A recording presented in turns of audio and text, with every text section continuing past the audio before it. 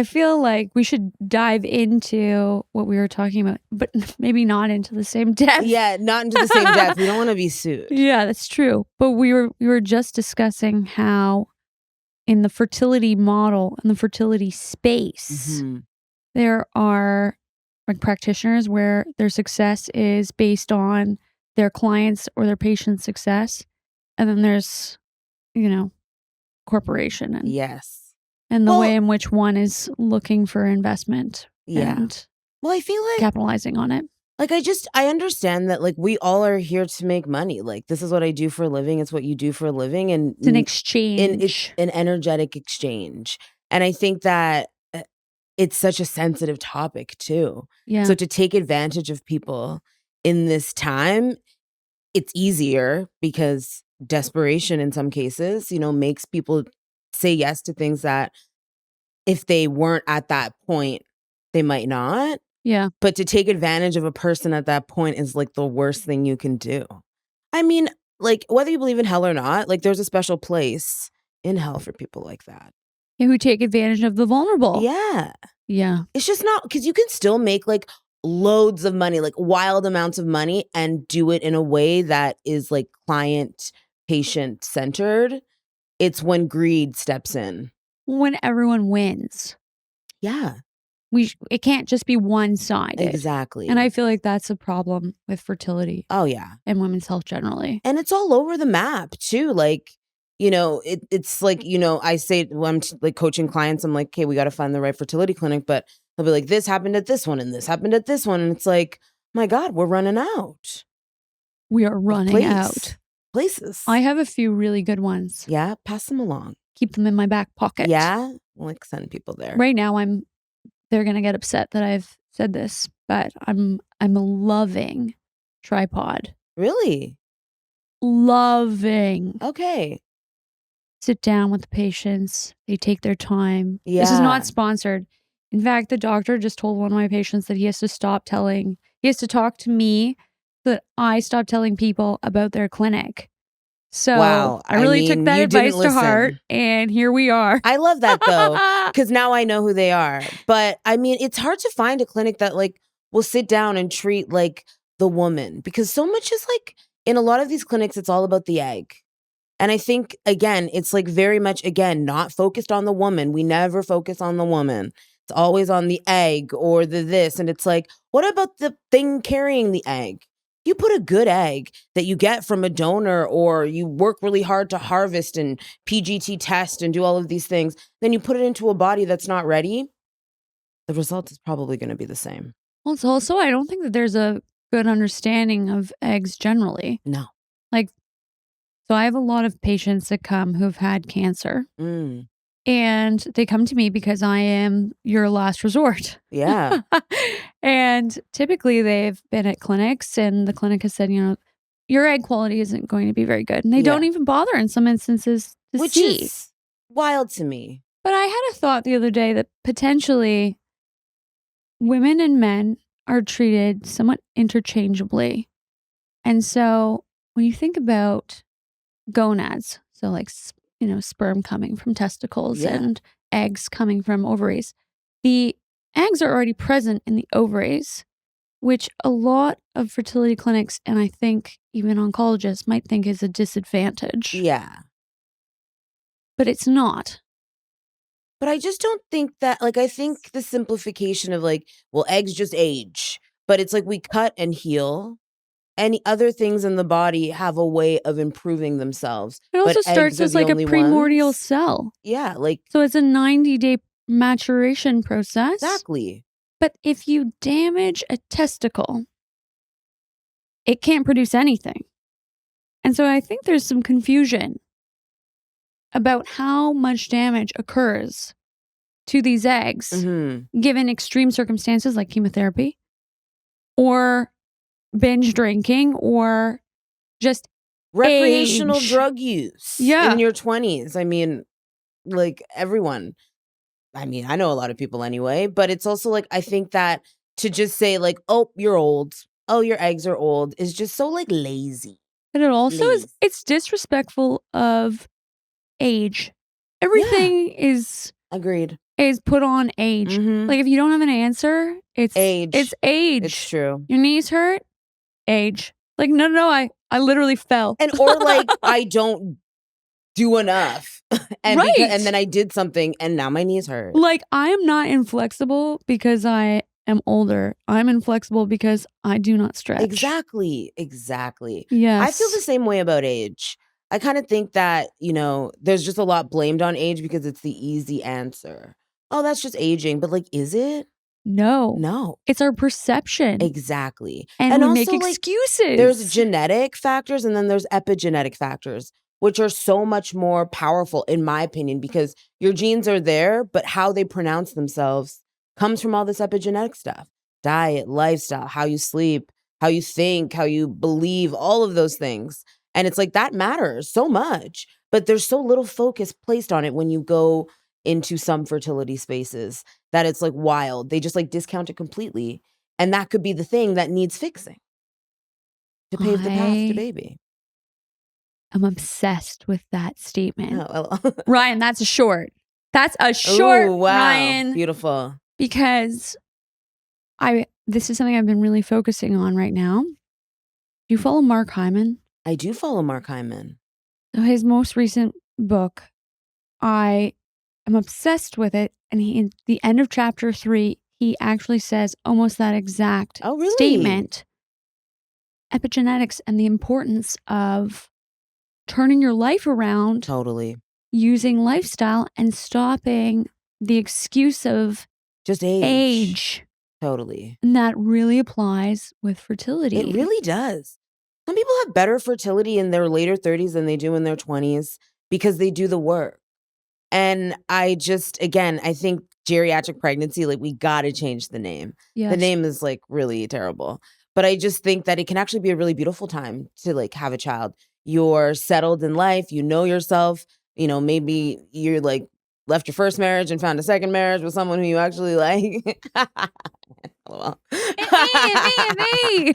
And so you're in a better place to like enjoy parenthood, enjoy pregnancy. And so it's a great time, I think, to have a child, but there's so much rhetoric around just like it not working out. Like I know people who are like, yeah, I'm 36, so it's like probably not going to happen for me. I'm like, what? Like, excuse? That's what they lead with? Yeah. That's insane. I know. Makes me sad, really. Especially because that's not even a real opinion. It's a societal one that has been pushed on them. Well, and it's so that you pick like a fuck-ass partner and settle and have a baby early. It is like 100% patriarchal, the reason they tell us that and drill it into our head, but teach us nothing about cycle syncing, balancing our blood sugar, our gut health, and how that relates to fertility. Because they're like, no, just choose that guy. Yeah. That probably sucks, honestly, if you chose him when you were 21. 100%. Frontal lobe. Nobody's frontal lobe is developed. I'm the product of a non-frontal lobe developed marriage. But I'm also the product of a frontal lobe developed second marriage. Honestly, I'm going to tell my first two. That's how they have to identify their father now. But I will say though, at the end of this chapter, Mark Hyman, bringing him back up. Yeah. He said if he could change one thing for everybody in terms of benefiting their, lifespan. Yeah. It would be balancing their blood sugar. Wow. And insulin sensitivity. Oh my God. I just love that. And so I had a moment. That's why I frantically messaged you and begged you to come on the podcast. I mean, you didn't have to beg that hard. I was like, always down. You were actually. I love you. You're great. I love you too. You do great work. Like, really appreciate that. You do. I think though that if Dr. Hyman thinks that this is the way forward, it is. You are the way forward. Not me being the way forward. Wow. Yes. Damn. I'm so flattered. Explain to us what you do. Because you were a chef when you first started to see me. Yeah, I mean, I was always a nutritionist, but I kind of like wrapped the chef thing or the nutritionist thing up in just like trying to be a good and like diversified chef. So, I studied like special diets, gluten-free, vegetarian, vegan, which I like vehemently don't support anymore, but I did at one point. And also like pregnancy diets and things like that. But then I like moved from Edmonton to Toronto to be on TV. And when you get on TV, the point of being on TV is to leverage it to work with like brands and sponsors. And so I kind of had to put the nutrition stuff on the back burner because it's not very like advertiser friendly when you're not like a doctor or something, and I'm not. So I kind of just like put it in the back. But then, as you know, I myself found myself ill with like all the things. I had eczema, I had insulin resistance, and I was like, well, all the things I'm trying to do are not working. What the hell? And so I kind of just like went to work, like researching, like going through like the underbelly of the internet and like finding like articles from like, I mean, just trying all the things, listening to podcasts and kind of just finding my way like that. The Glucose Goddess was also like someone who I really loved her book. But I was like, as someone who like went to school and studied nutrition, and also studied like the culinary arts, for me to have known nothing about the things that I know now about like diabetes, insulin resistance, and how you can reverse it naturally, like I was just like shocked by that. Angered, shocked, odd in a way. Yeah. Just because it's like, wow, the things they don't tell you. And you have to wonder why they don't tell you that, but I could digress for hours. So then I just like put all of that to work on myself and was able to reverse the insulin resistance, completely clear the eczema. When I was told, like, especially with the eczema, I was told, like, no way, babe, like, you have this. It was all over my body. Every time I would eat, I would get itchy. Like, I'd wake up in the middle of the night to itch. And like was able to heal that through resolving my blood sugar. But more than that, it's more than just blood sugar. It's also your gut and your liver and like your stress and cortisol level and the inflammation that all of that causes. And so I started working with people on the blood sugar stuff because I was just like sharing it and people were like, help me. I was like, okay. And so I was like helping people. And some people were coming to me because they had like insulin resistance and like a challenge getting pregnant. And so I was like, I can help you with the insulin resistance, but like, the baby thing, like we'll see.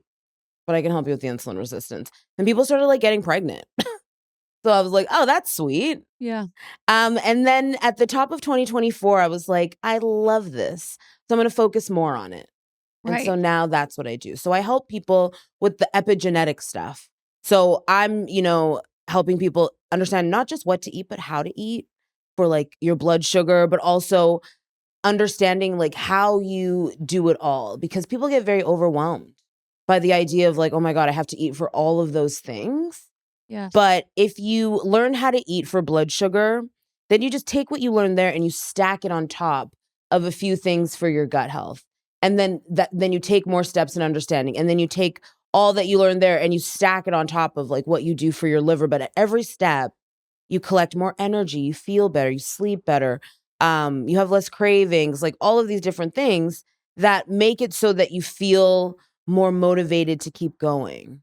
Because early on in the process, if you're just like, I want to get pregnant, you're likely to get very discouraged in the process because it doesn't happen that fast. You kind of got to like give yourself that 3-month, 6-month, 2 egg maturation cycles, give yourself time to really understand and implement. Because a lot of people understand, but they don't implement very well. And that's where the rubber hits the road. You can know what to do, but not know how to do it. I have an 80-20 rule. Same. And that way, Same. I really encourage them to like lean into that 20. Mm-hmm. Because if you have this 100% mentality, it's not even so much that I'm worried that you're going to slip up. It's more, and then just like forget it entirely. It's more that because fertility is so much about time Mm-hmm. and the concept of like this timeline of when I finally get pregnant, I'm going to be able to eat normally again. Mm-hmm.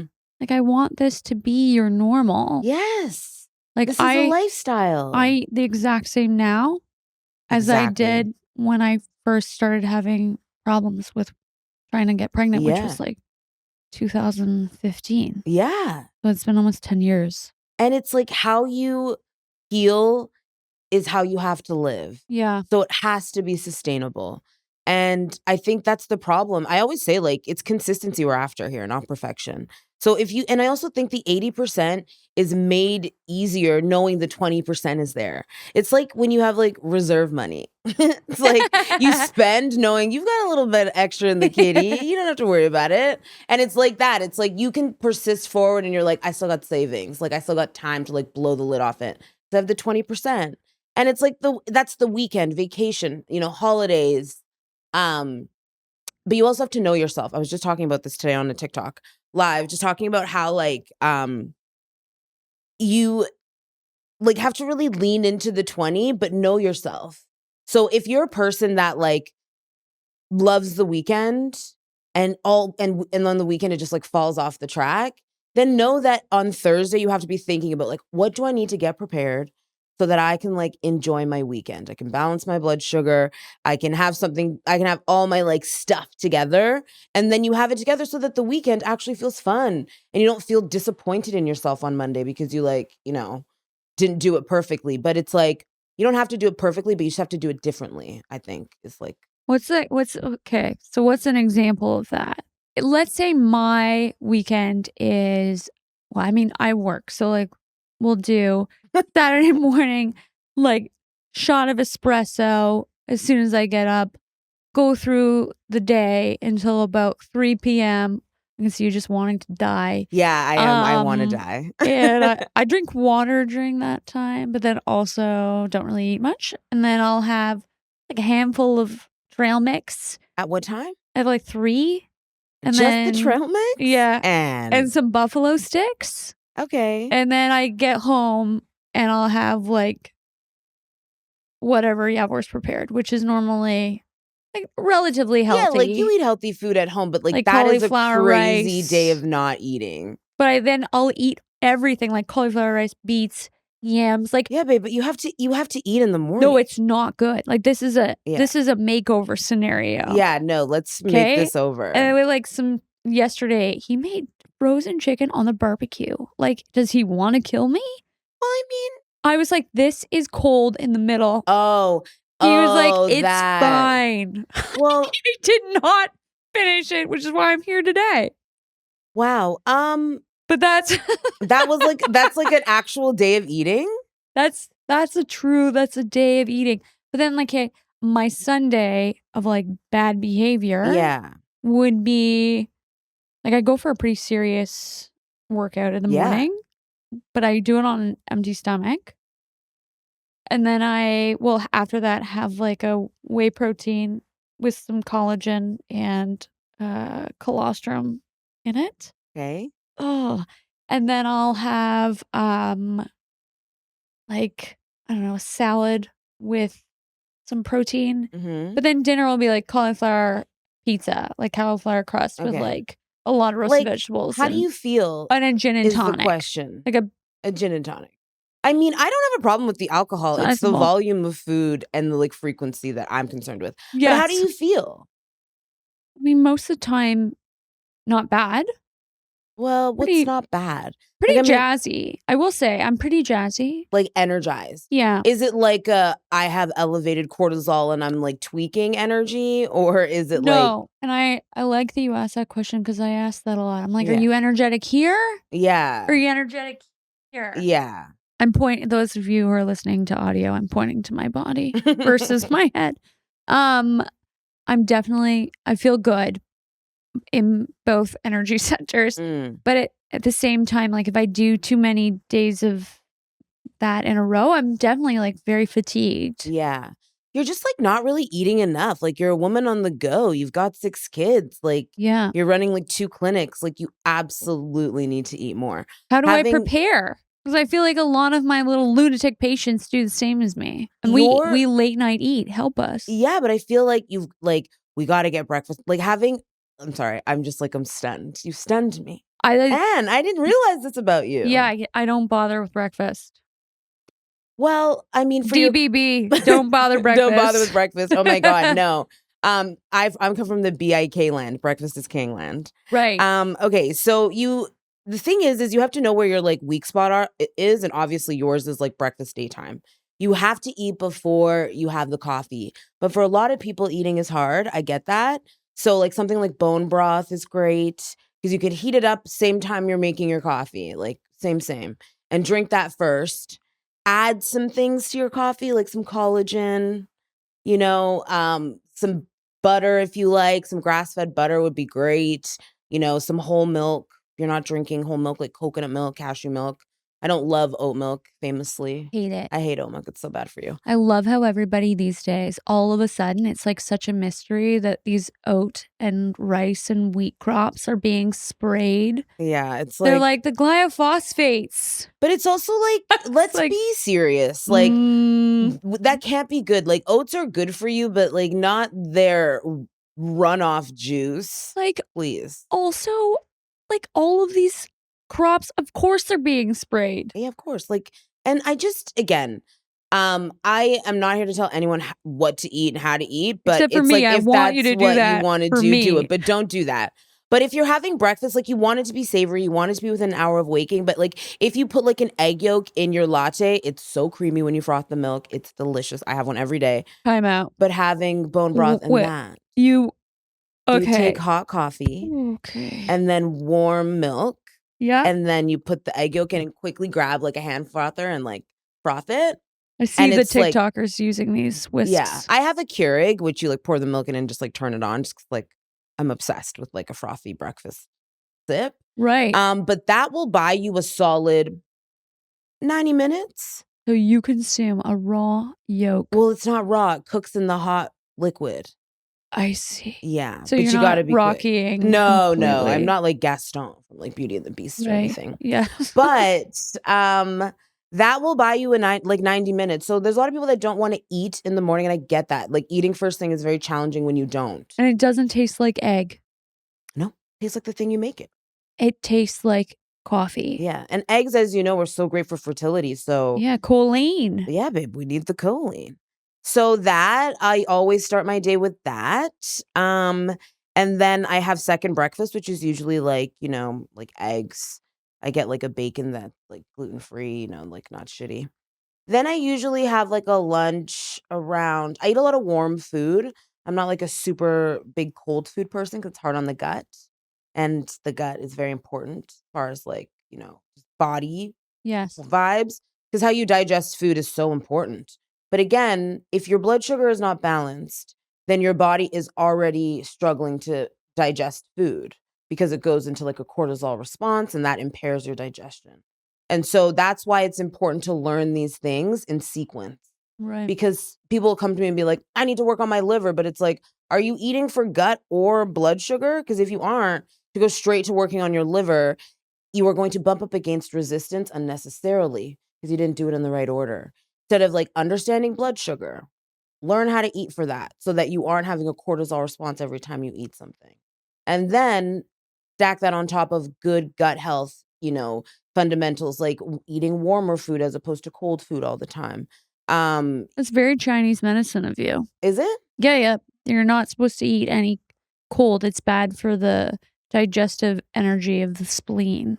Well, I used to love everything cold, like salads, cold, like ice cold water. Like I love ice cold water, but I don't put ice in my water because I know that it's just harder on your body. Right. Tightens you up. And I'm not trying to be loose. Yeah. Is it just the effort that is required to digest like the colder food? And break it down. So your body has to warm it up and then break it down. Right. So then the fermentation. Well, and it just slows the nutrient absorption or impairs nutrient absorption. And it's like and there's some people who are like, well, my gut's messed up and I had 3 kids. And it's like, well, good for you. But shut the hell up because we're not talking to you. You know what I mean? We're talking to the people who are trying to find ways to make it happen and make it click. You know what? That's such an interesting point because people always say that to me. Oh, yeah. They say, well, my brother drinks X amount and his sperm is fine. Or, well, my mom smoked and conceived all 3 of her children. And I'm like, yeah, but there's also people, like I use myself as an example. Yes. Like me, who I'm pretty health conscious. You are. I've lived very well, and I still ended up with lupus. Is it fair? No. Is it the reality of life? Yes. Do I have to treat it? Yes. Otherwise, what? Do I just give up? Just lie down? Exactly. And just like lie down and be like, well, I've got this thing. It's like my friend, my idiot neighbor, is intoxicated 24/7. Yeah. Why can't I be like that? Like, what? And also, I just think that we are in a time where everybody thinks everything is for them. Not everything is for you. Like, I have like a pretty big following on TikTok, and that's where you really see the like depths of people's like insanity when it comes to feeling like everything should be for them. Like, I posted something that had like, I can't remember, it was like beans or something. So many people were like, well, I can't have beans. What about me? It's like, this is not for you. Like, I'm not going to remake this recipe and give you a non-bean bean recipe. Like, get real. But that's just like, I want a non-bean bean dip. yeah. And it's like, serve me now. And it's like, no, that's not it. And so again, I just think that sometimes people are well-meaning when they say things like that. Yeah. Oh, well, my friend drank the whole leading right up to, and then got pregnant. But it's like, when you say that to someone who is like trying to find solutions, they're already like in the track. Yeah. To say that to someone is actually quite demeaning. Yeah, they're in the micro step phase. Yeah. Like, who was it? The British racing team? Which you know what I'm talking? There was like a British cycling team, Mm-hmm. and their coach made them make the most minute changes to every aspect of their training. So Mhm. like, aerodynamics and like even things like haircuts and reducing X amount of weight and trying to, get up this hill that much faster. Like, they seemed like such small, stupid changes. Yeah. And then they became world champions, not based off of like a massive Always the overhaul. small changes. It was these small incremental changes that then resulted in a really big win. But I also, sorry, I'm just gonna go back while it's in my head. Yeah, we're on you second. having lupus, you absolutely cannot have coffee on an empty stomach. Like, there's no way. Oh, You got to eat something. help me. I'll send you some stuff. I will but froth. I'll froth. You need to froth. I'll froth this. Get an egg in there, a bone broth, chicken if you think beef is too Honestly, heavy. no, I'm more likely beef. to do an egg in my coffee than I am to have bone broth. Okay. I find the grease in my mouth really makes me just want to die. What kind of grease? I don't know. I feel like, but well, I was gonna say maybe chicken, but you beat me to I get it. it from, I've tried Simple Kitchens. I love Simple Kitchen in Oakville, but I can't do the broth. I've tried. Okay. Even Impact, I've done my own. It's terrible. Okay. You just you've tried. It's like I'm having soup, but it's not good because the good stuff is. It's are like you just drinking it straight, or are you seasoning it and making it taste nice? I'm having what they've made. Oh, well, that's why you hate it. What do you do? Bone broth is a base. I want everyone to hear me. I'm looking right at the camera. Bone broth is a base, okay? So do you add vegetables oh my to God. it? Yes. You make soup. You make like a sippable broth that tastes delicious. So for instance, one that I like to make is like a lemon with a little bit like lemon zest, a little bit of oregano. You put like little pieces of like feta. You mix it around. So good. Salt, obviously. There's a brown butter bone broth that I make. So you put the butter. I know this is terrible for Ayurveda, I was recently told, but still delicious. But you brown the butter in the pan. I know nothing about yeah, that. like we're talking about Chinese medicine over here. We're fine. But we brown the butter in the pan, and then you add a little bit of honey, and then you just add the bone broth with salt. Delicious. Very deeply flavorful, but not like oily. It's like savory. Right. If you don't season it, oh my God, it's the worst thing ever. But when you season it, then you're like, oh my God, this is delicious. Okay. Gotta make it delish. All right, I'll try. Season it. Like, what's your favorite soup? Like, even look up your favorite soup. What are the seasonings in there? Use those. Right. I'll help you and then but I'm one of those like losers at Whole Foods who are like using the ladle to try and like get rid of the broth so I can just have like chunky bits of the Oh, soup. you don't want the broth. I just want You like the filling. the cooked soup bits. Stuff. Which is Maybe you're not a broth girl. I mean, if that's like how you behave just like Whole around Foods regular is coming soups, for me. They're like, you're the soup ruiner. they're like, you're the one who's It's like draining the you. soup of like ingredients. I mean, I'm the opposite. I love broth. Like I love Right. soup. It's my favorite thing to make, favorite thing to eat, but like a brothy soup. Okay. Yeah. But, and then I mean, I'm gonna like, try this. I'll try your I feel like feta your dinner broth. is covered, but like for breakfast, you got to put the yolk in. You have to have something before 3. Like you're up early. So I have my black coffee. I put in my yolk. You shake it up. And you want to do that fast. Like you don't wait or else the yolk will cook. So it's like in buzzing. In buzz. Yeah. And then I add a little collagen. Collagen if you want. You can add some vanilla, which is also quite nice. Some monk fruit. Monk fruit if you're into that. Bah. You know? Yeah. Make it taste like the way you want to taste. Just add in addition to the egg. And I won't get listeria. No, babe. It cooks in the hot liquid. Okay. All right. Yeah. Don't worry about it.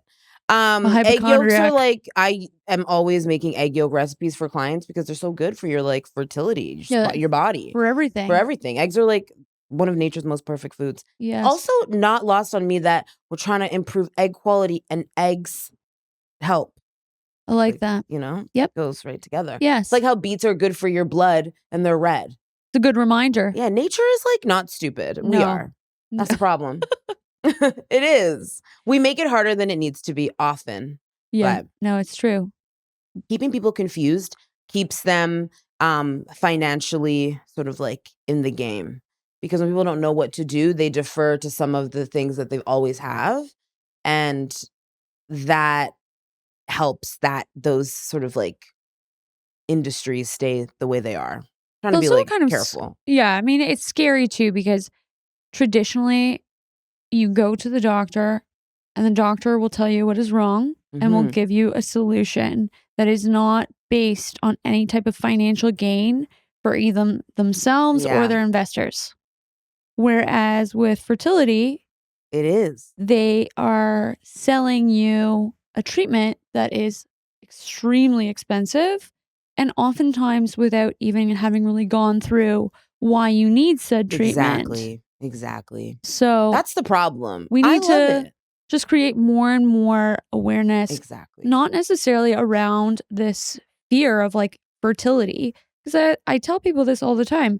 I don't think we're entering into an age where people are more infertile. No. Or an age where they're more.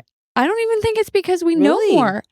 Who is telling us that we need to have children by a certain point?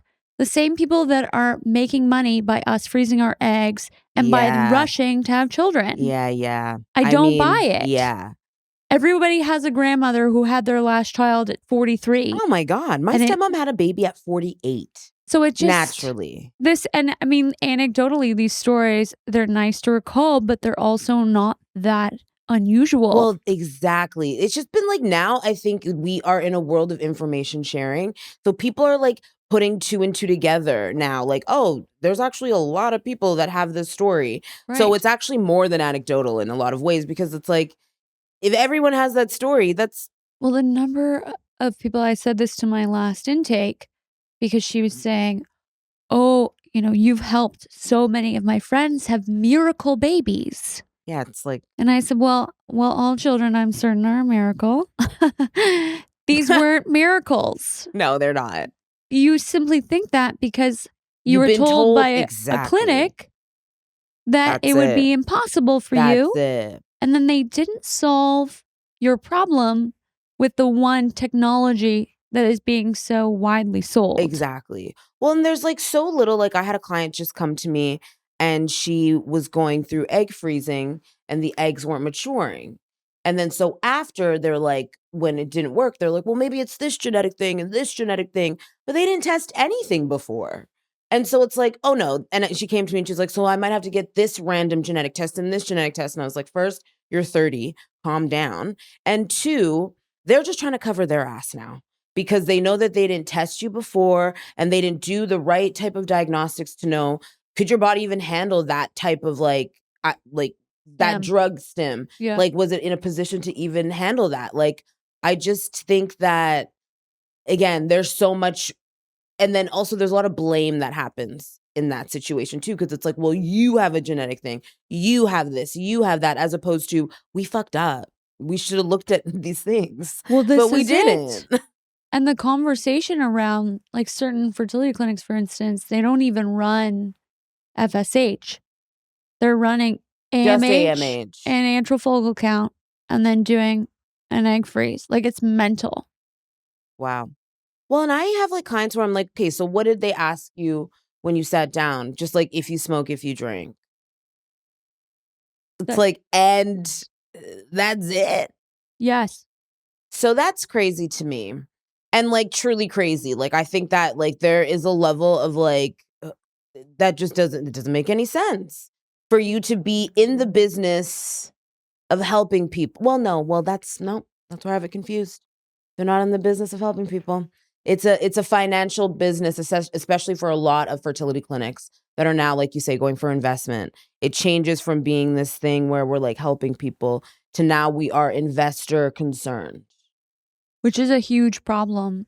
And I mean, I have harped on this at length about how I think it should be just part of our public health care. Oh, absolutely. Because then the incentive would be, how can we find out what's wrong with you, treat it, and look at live birth rate. Exactly. As That'd be the our metric.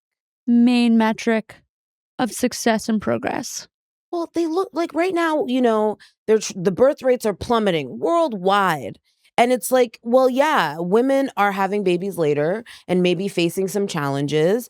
And then they are maybe facing a lot of negativity around it. Then there's another and then, so that number might be bringing things down. They have less children than maybe if they'd started when they were 21. But also a lot of women are in another segment where it's like, they get to like 38 and they're like, I only want one. Like, I don't want to have a lot of kids. Like, there's like so many versions of that. But a lot of it is because there aren't the like right like social structures. There aren't the right, like, you're expecting people to spend tens of thousands of dollars to get pregnant. And then what? Daycare is also going to break them financially. And then putting them in a good school. And then this and then that and the other thing. And it's like, for a lot of people, I have a few clients that, started and then they just decided, like, with everything, like inflation, all the things, they're just like, no, I don't want to do it. So it's also de-incentivized just from like a social level now to have a lot of kids. I mean, I want a kid, but I was an only child, so I believe in it. But I just like think that there's a lot of people having less kids. The birth rate is plummeting, but the government and governments are not really being woman childbearer focused. And so that's why we're less likely to do it as frequently as they need us to.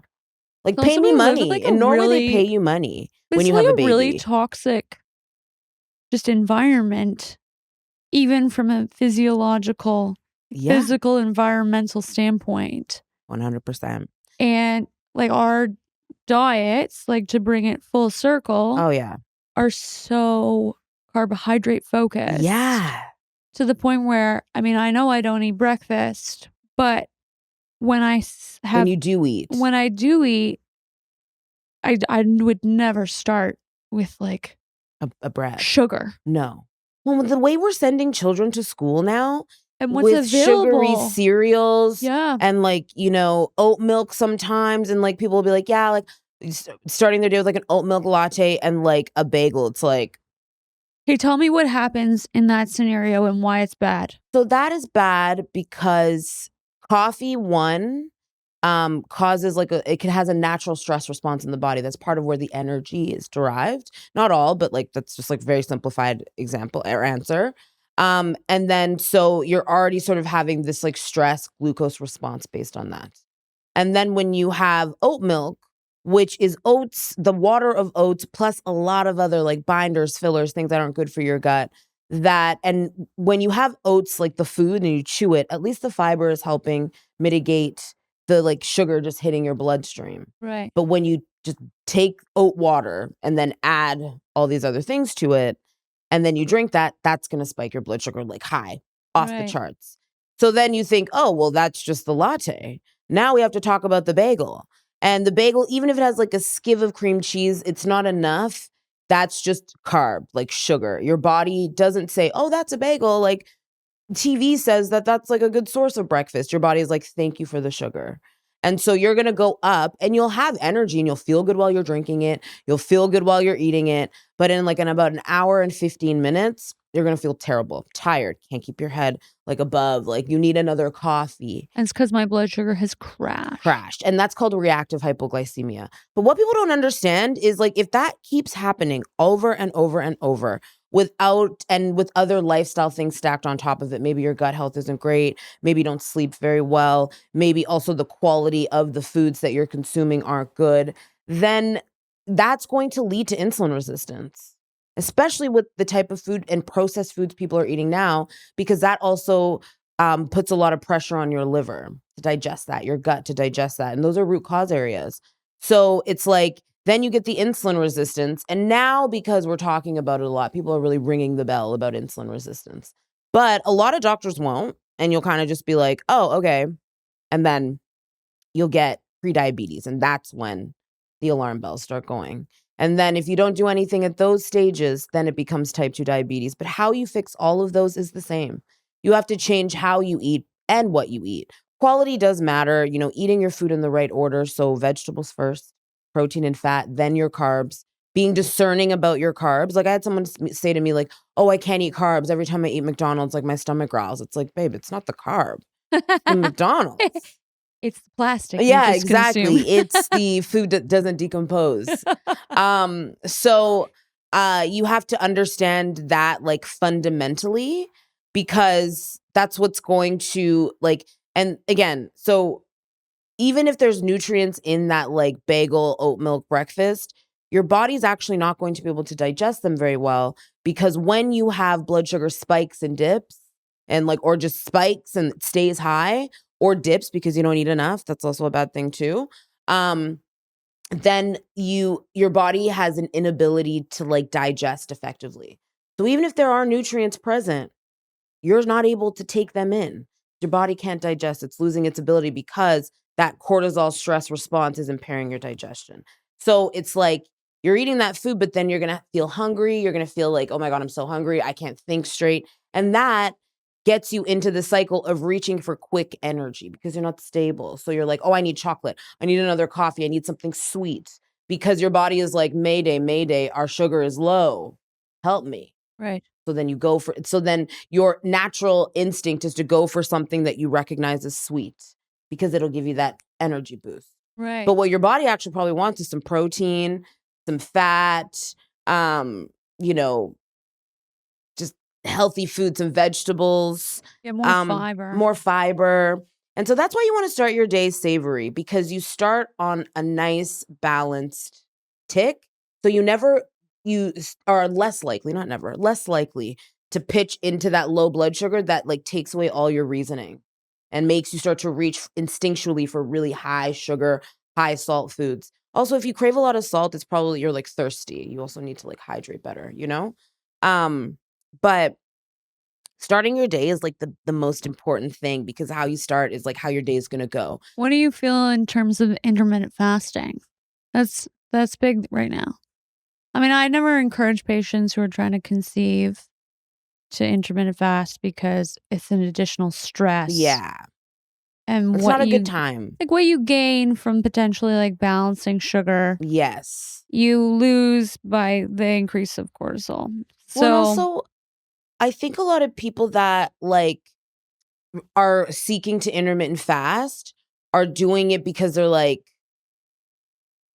they think that it's going to be the like silver bullet that a lot of people say it is. Yes. But I think if they were to do the work of like lowering their cortisol, that's probably high, which is maybe why they're weight loss resistant, which is why they want to intermittent fast or something, or, they balance their blood sugar, and like, then they might not want to after, because they might have achieved and start feeling the results they want to feel without having to ultimately calorie restrict, which is what intermittent fasting is. It's other things, but for the people that look to it for weight loss, calorie restriction is like one of the big points of it, or the inability to eat as much in a day in that window.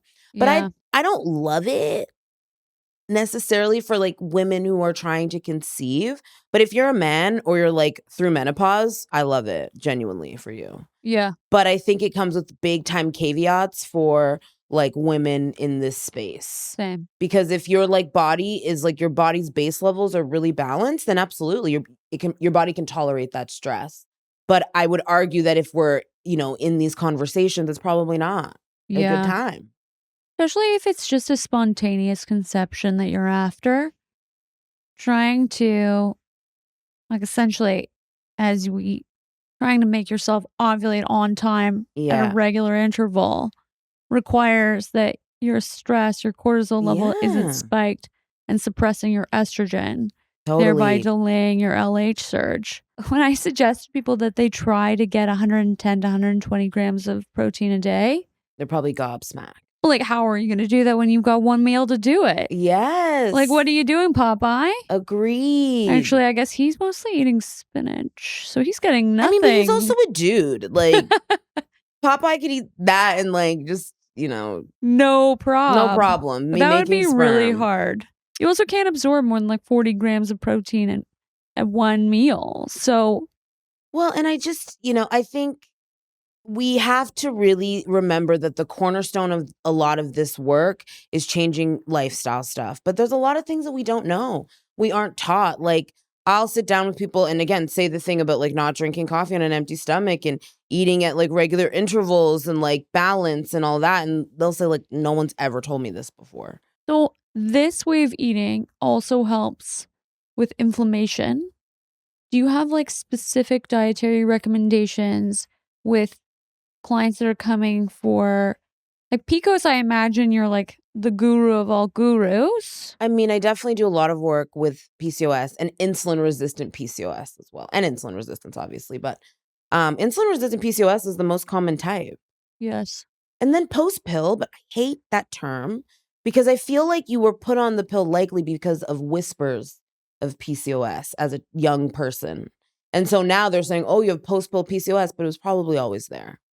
Yes. So it's like, don't say post pill, just like pre-pill, developed during pill PCOS. And yeah, I do think it's interesting that a lot of patients, they're done a huge disservice by this old concept of PCOS just being, bearded women who can't Yes. lose weight with acne. Totally. With like, And no chemical work has been done to determine whether or not their blood shows signs of insulin resistance. and most do. Oh, absolutely. Most do. And Elevated AMH is just like one small and high factor. androgen count. And like, there's so many different I see markers. that it was just so funny because a lot of the time this high testosterone, type of PCOS patient is who I think most GPs is trying to treat. So they'll look at their like very lean, clear-skinned, non-hairy patient and say, "What do you mean you think you have PCOS?" Yeah, it's so true. And it's like, well, so true. Their androgen levels or are they'll normal. be like, oh, you have silent PCOS. It's like, I would argue that someone wouldn't call it that. No. That's experiencing it. Like, I heard someone come to me, they said I have silent PCOS. And I'm like, well, what does that mean? What do you mean silent? And she's like, well, it doesn't show. And I'm like, well, do you have heavy, painful periods? She's like, yeah, I'm down for the count. Like, they're long cycles, like all these things. I'm like, well, that's not silent. Right. Let's not demean it. It's very loud in someone's life. And in a lot of these cases, it's like, yes, you might be ovulatory, but it's not frequent or it's not like a regular intervals. Well, so and also, like I have a course called the Fertile Flow, and it's like an 11-week transformation, I like to say.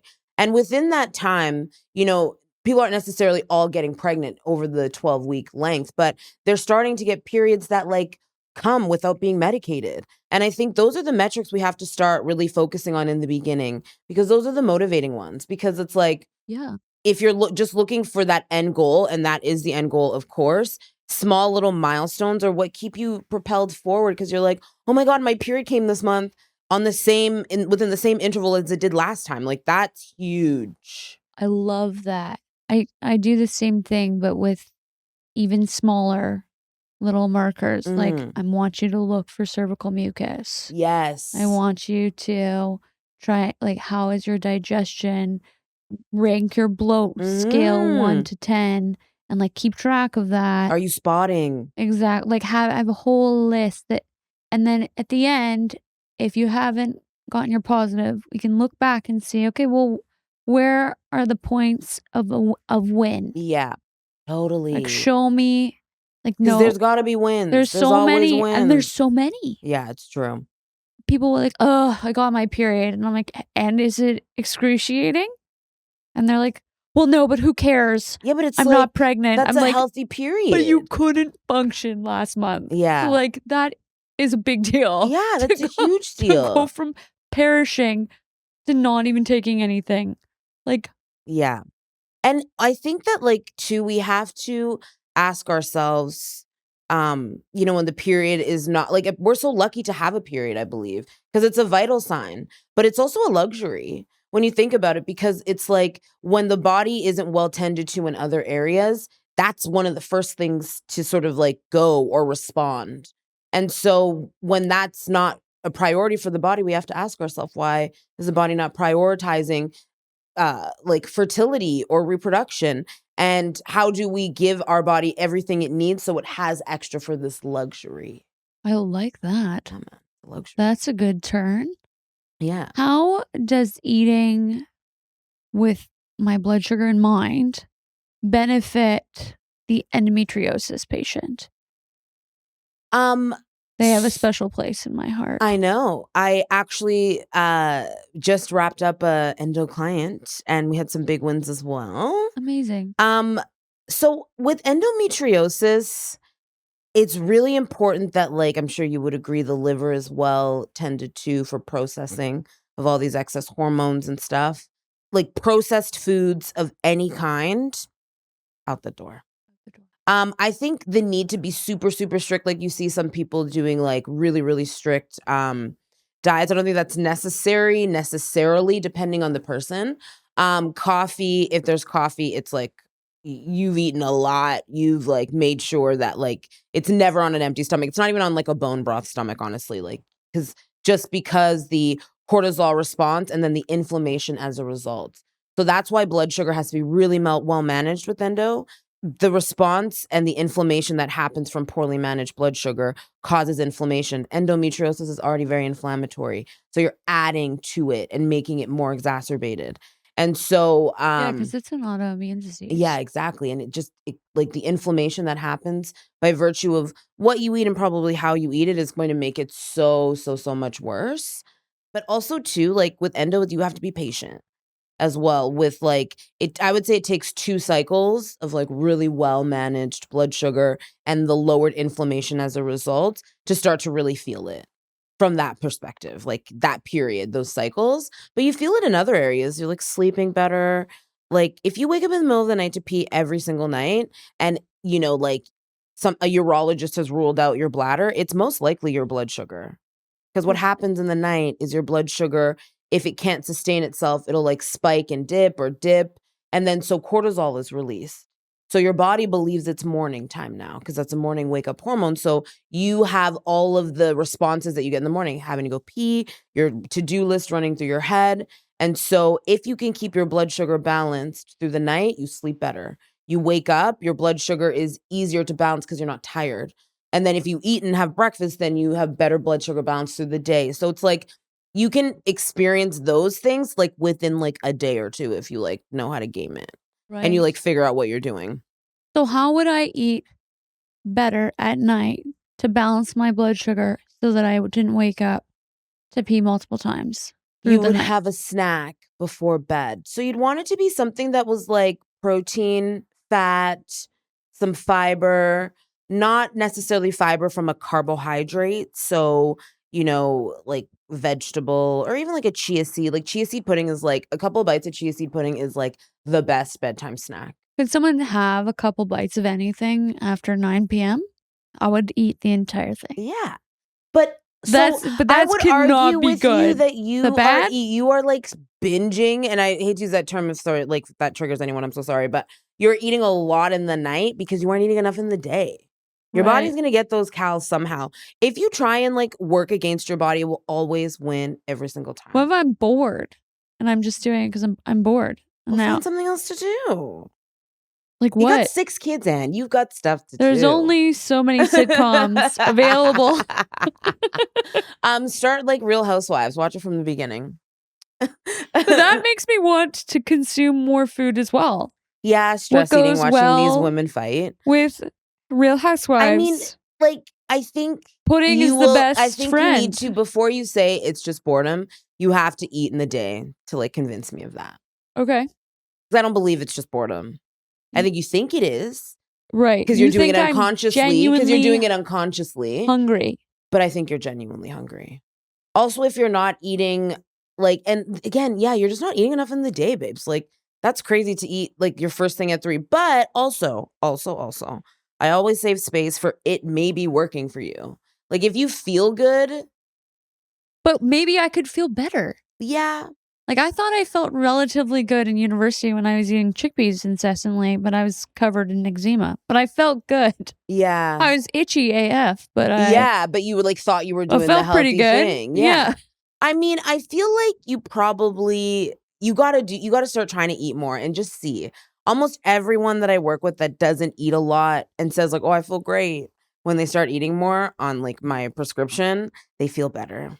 Like, we're not going to starve our way, or like, and this is not necessarily for you, but like just for people, like, we're not ever gonna like starve our way to health. We're never No. gonna like pain or like hate and like do it from a place of like, I'm mad at you, body, you're gonna like do the thing. That's very rarely the energy that gets you what you want. Yes. In like anything, but especially in this space. You kind of have to like reconnect and like come home to yourself in a lot of ways, because there are cues you have to pick up that your body is trying to tell you. There are communication things that are just happening intuitively, but when you are combative and like in a really like contentious relationship with your body because it hasn't done what you want it to do yet, you tend to miss a lot of those cues, and therefore you miss the things that might be able to help you. Yeah, that's interesting. You know? That's really interesting. I was willing to eat because I was very diligent when I was trying. Mm-hmm. And I had breakfast. Yep. On my eggs, 3 eggs every morning I love it. for like 10 years. I love it. Barf. Not barf.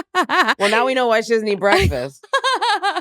This is my like post-child like triumph. But Yeah. really, if we're looking at it from that perspective, I like don't respect my body as much now that I'm not trying to create somebody in it. Wow. That's a very interesting thought. Yeah. Because again, I just think it's like, I'm having guests on so that you guys can fix all my problems. I know. You know what though? That's the flex. I love that for you. But I just think that's a really interesting narrative too, because when a woman is pregnant, she is treated the best she's ever going to be treated in life, it seems like. People are very kind. And she treats herself really well too. But then it's like, again, as soon as the baby is out, the focus is all about the baby, the 6-week mark. Are they like in whatever percentile? And even the woman starts to think of other people first, because that's kind of what motherhood has to do to you. But it's just so interesting that even in everything except for the pregnancy itself, everything else is put before the woman. Yeah. So it's like, that's really crazy. Most definitely. That just like, wow, blew my own mind. Yeah. So maybe it would be like an act of self-care. It is. For me to start having breakfast again. Yes. Oh my God. That's how you have to frame it. Yeah. Every day. Just be like, I love myself. I'm having breakfast. And like find like what kind of breakfast you like. Are you a sweet or savory gal? There's sweet breakfasts that behave savory in the body. So it's not like it always has to be like eggs. Yeah, I need more of those. Just make like a nutty granola. So it's like nut based. Yeah, I love that. And then cottage cheese and mixed with Greek yogurt. So you're getting a lot of protein from the cottage cheese. Always full fat dairy, or like at least 2%. This you're like part of viral things. And like whip the cottage cheese. Have you seen these viral? This like really, the cheese, the bread. This hot dad that I follow with like 1 million children. I almost bought like these lip sealing things that he's selling now because he's funny and so hot. I mean, but he made this bread Cottage cheese flatbread. from cottage cheese. I mean, cottage cheese has amazing PR because it's everything now. Like, I made the flatbread. It's okay. But also, too, I am of the mind. So I'm not going to be blown away? No. So I'll finish my breakfast thought, but then I'm going to like digress to this cottage cheese thing. But so whip the cottage cheese with some like Greek yogurt and then add a little bit of honey. You can add like berries. And that, because there's so much protein, so much fat, so much fiber from the berries because you eat the seeds, that tastes sweet because you put honey on it. Your body has no idea there was honey on it. Your body's just like, oh my God, thank you for balancing my blood sugar for like hours. Right. So you can make that into a parfait. I'd prefer people eat versus smoothie or juice, like food. But what I was going to say about cottage cheese is let's also realize that it's okay to have a wrap if you want it. You could have a salad before, fill it up with some good protein, some good fat, some vegetables, and have the frickin' wrap. Like, have the wheat flour wrap if you are able to. If you're not able to, you can have another wrap, but it doesn't need to be cottage cheese. Like, sometimes we need to, like, be fucking for real. You know what I mean? Yeah. Like, in a world where you can be anything, be fucking for real. Be you real. know? And it's like I'm using my cottage cheese for other stuff. Yeah, I have like my 20% is like very enjoyable. Exactly. It's gin and tonics and croissants. Lean in. Cinnamon buns and ramen for me. Cinnamon buns. And ramen. I love ramen. And also like cocktails. Like, I am a cocktail girl, a wine girl, but like you have tricks for that. Yeah. How can I balance my blood sugar? You just gotta eat before so I can avoid a hangover. Okay. Well, see, the thing about a hangover, it's actually not like your blood sugar has a part to do with it. I'll have like nothing. Hangover. It's like not being hydrated has a part to do with it. But the thing that makes you hungover is the inflammation that your body is like riddled with after you drink. So the whole point is you want to eliminate any points of inflammation. And so imbalanced blood sugar, which happens when you drink, causes an inflammatory response. So you want to make sure you eat before you drink. And if it's like you're getting like loaded, you're also eating after before you go to bed. Right. You're hydrating with like a pinch of salt so that any mineral depletion that happens from alcohol, which also happens because of the gut stuff that alcohol does because it's poison. So then you have to rehydrate. So put that by your bed. You also want to take something like turmeric, which helps with inflammation. So I take like 3 pills of inflammation the night of, and then the next day I take like 3 pills as well. Castor oil pack to help your liver with processing all of not just the excess sugar that's created, but also the poison of it all. And then the next day you have to wake up and like start with like bone broth, like solid start. Bone broth, eggs, like good quality bacon, like sourdough, because your body's gonna want it, but you don't want to get like McDonald's or something. So people do. They're like, oh, I need a greasy spoon. It's like, no, you need balance. Have bacon, cook it in butter, but like make something that's like legit. What about the argument that if I drank the night before and then I start my day with bacon cooked in butter, that I'm gonna have a heart attack by lunch? No. No. Well, not the bacon cooked in butter, the egg cooked in butter. Okay. The bacon you would cook on its own and like, make sure you get any excess off, of course. I'm not unhinged. But Yeah. and also vegetables. I will take your advice. And vegetables too, like vegetables, kale, cucumber, sweet potato is apparently one of the best foods for longevity. Like, just eat real food. Like, it's not that complicated. Eat real food and eat it in the right order, and you're going to do so much for yourself. But a lot of people don't even do that fundamentally. So if I wanted to make an anti-hangover gin and tonic, we have water at the before, and I don't really want to eat too. I mean, I'll eat a little bit. I'll have some olives and maybe like a tiny piece of cheese or something because I don't want to like. Okay, for one gin and tonic. For one gin and tonic, like I never have more than that, or I would die. Oh, yeah. Very delicate little. You would die after only one? Wow. I'm pathetic. Wow. Like straight lightweight. Like my English heritage. They're all laughing. Didn't rub off. They're chortling over there. Not chortling. They're chortling. But would I could have like ice in said gin and tonic, add some salt to it. Yeah.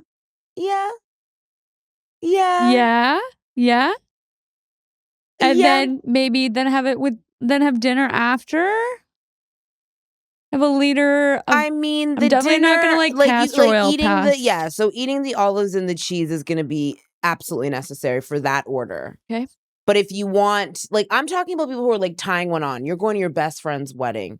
Like, it's, Canada Day. Like, you're gonna be boozing. But what if we're Friday nighting? You're just Friday nighting. You still want to make sure you have a base. That's what we used to call it in high school when I went to high school. Like building a base, You like had a eating base something in high before, school? Like you got to eat something so that when you drink the alcohol, it doesn't like hit When I was in so high hard. school, I could drink I mean, like a full Mickey and wake up the next day and be like, well, I have off to always class. been someone who's like, my career comes by me honestly because I've always been like very food focused. So I've always been like, I have to eat something because if I don't like, I just don't like discomfort. Like ask anyone, like when I'm in pain, everybody knows it. I'm complaining, I'm moaning, I'm like, oh my God, because I just like hate discomfort. And not eating before drinking, then you get that stomach, like if you're like drinking, you get a stomach ache, you feel empty, you feel so drunken and like unstable. And like, it's like, I hate feeling bad. I live I for like to feel this. good. Yeah, yeah, So I yeah. do what I do, honestly. That's why I eat when I wake up because it will make my day not feel good. That's why I like do all the things for my gut because when my stomach hurts, I'm such a baby about it. Like eczema comes from like inflammation. So I'm just like so smart about that. Like I just don't like to feel bad. So I govern my life for that. From that principle. Feeling good. I love that. Yeah. Love it. Feel good, guys. Feel good. Feel good. Where can we find you? So you can find me on my Instagram, Bianca.Osbourne. That's where it all goes down. I also have a TikTok, Glucose Tips for the Girls. But I share the same thing on Instagram, on TikTok. I'm actually way more, like, I'm on TikTok, but I'm way more responsive on Instagram. Like, that's where I'm like, the DMs and all of that. I do lives, so Instagram/TikTok lives every Monday, Wednesday, Friday morning. That's a lot.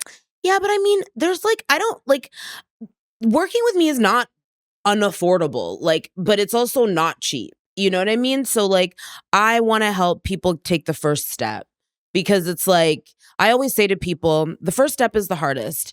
And when you work with a coach or you come to someone like you, what the benefit of that is that all the steps are illuminated. Right. But for some people that's not available financially or they just don't want to do that. But I always say the second step illuminates itself too when you take the first one and forward and so on and so on. And so I do those because I want to give people the opportunity to take the first step. So you can find me on those places. That's where to get me. I've got the Blood Sugar Blueprint. It's like my 4-module self-study course where it helps with blood sugar, gut, liver, stress, inflammation. There's also some bonus content around meal planning, bone broth, and also there's like a cooking class that you can watch me make some of these recipes and see how it all comes together. Because I know for a lot of people, they think they have to like meal prep very linearly. Like I make this thing and then I move on to this thing, but it's all about stacking, so learning how to do that. And then I have the Fertile Flow, which I mentioned, which is my 11-week, 12 if you count the week that you get a coaching call with me. Fertility reboot, I like to call it, fertility transformation, because we cover all of the things, all of these epigenetic things like gut, liver, with the center around food.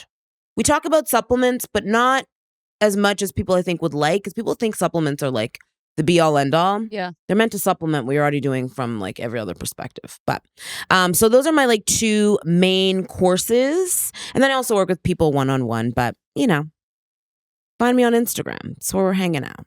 That's where we start. Yeah. Thank you so much for coming Oh, on. thanks for inviting me. When you like asked me, I was like, I'm honored. What a blast. I know.